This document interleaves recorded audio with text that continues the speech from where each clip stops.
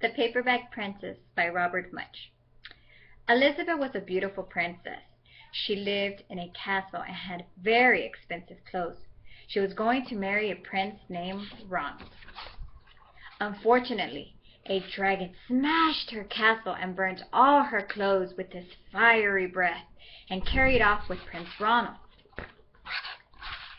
Elizabeth decided to chase down the dragon and get Ronald back.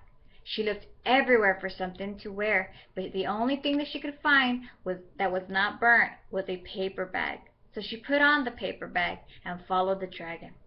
He was easy to follow because he left a trail of burnt forest and horses' bones. Finally, Elizabeth came to a cave with a large door that had a huge knocker on it. She took hold of the knocker and banged the door. The dragon stuck his nose out the door and said, "Well, a princess.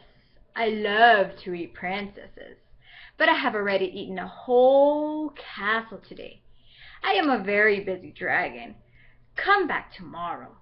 And he slammed the door in Elizabeth's face, and it almost caught her nose. Elizabeth grabbed the knocker and banged the door again.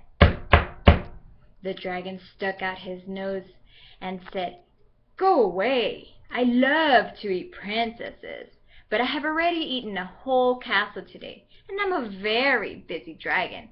Come back tomorrow." "Wait!" shouted Elizabeth. "Is it true that you're the smartest and fiercest dragon in the whole wide world?" "Why, yes," said the dragon. "Is it true," said Elizabeth, "that you can burn down 10 forests with your fiery breath?" "Why, yes," said the dragon, and he took a huge deep breath and breathed out so much fire that he burnt up 50 forests.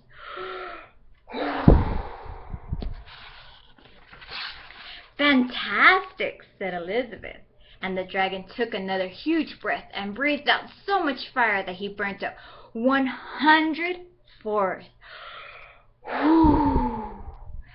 "Magnificent," said Elizabeth, and the dragon took another huge breath, but this time nothing came out. The dragon didn't even have enough fire to cook a meatball.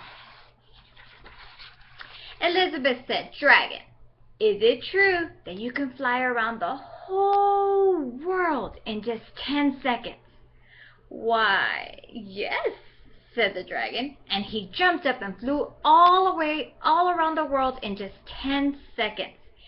He was very tired when he got back, but Elizabeth shouted, "Fantastic!